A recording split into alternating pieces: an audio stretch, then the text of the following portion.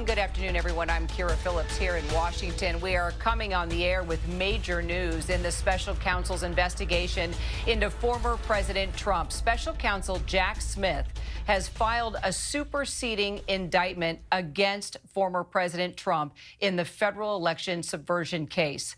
Let's get straight to our Chief Justice correspondent, Pierre Thomas. Pierre, let's talk about how this new indictment is different from the original one, and why has special counsel taken this step? Well, Kara, this is a new superseding indictment brought before a new grand jury in Washington. And what you see the special counsel doing here, he's trying to accommodate the recent Supreme Court ruling, which broadened the immunity of a sitting president. And in this case, what I'm told is that the charges will largely remain the same, but they've taken out some allegations, for example, that deal with the president dealing directly with members of his cabinet, including the Justice Department. Anything he said to them cannot be included in these charges, and the allegations and the evidence, that's been taken out. The other thing that's happening here is that they're making very clear in this indictment that these charges are being brought in connection with actions that former President Trump took as a candidate. They're saying that he took these actions to remain in office, and he did all of this as a candidate, not in his capacity as the President of the United States. So this narrows the indictment to follow the Supreme Court ruling.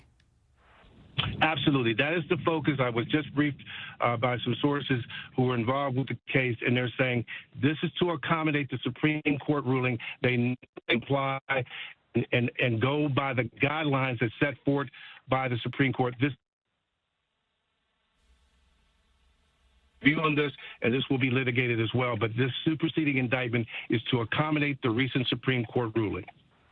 Got it. And I know Pierre cut out just for a second there. That's what happens when we have breaking news and you're trying to get to the Bureau as fast as you can. Pierre, appreciate it so much. Let's get right now to our senior investigative correspondent, Aaron Katursky. Aaron, this definitely looks like quite the 1-2 punch from special counsel. It does. Special counsel Jack Smith is not going to be cowed by the Supreme Court ruling on presidential immunity or by a federal judge in Florida's recent decision to toss the indictment against former President Trump, charging him with mishandling classified material. Jack Smith just decided to appeal that ruling to the 11th U.S. Circuit Court of Appeals, and now he has filed a superseding indictment in the January 6th election subversion case in Washington.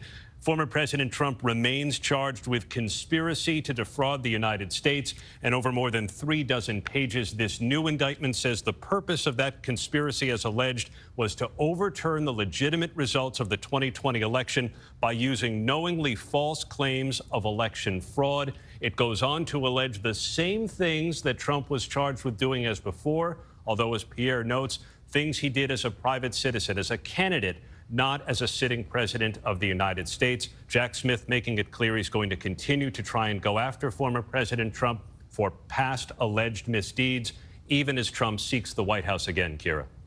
Interesting that the previous indictment was 45 pages. This new indictment now 36 pages.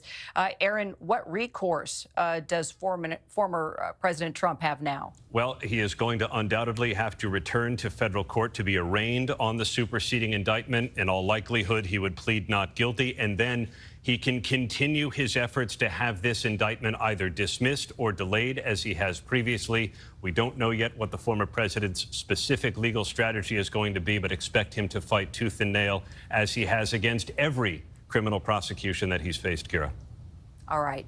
Our investigative correspondent, Aaron Katursky, also our Chief Justice correspondent, Pierre Thomas. Thank you both so much. Our coverage does continue on ABC News Live and also abcnews.com, and a full wrap-up coming up on World News tonight with David Muir. I'm Kira Phillips. We now return to your regular programming. This has been a special report from ABC News.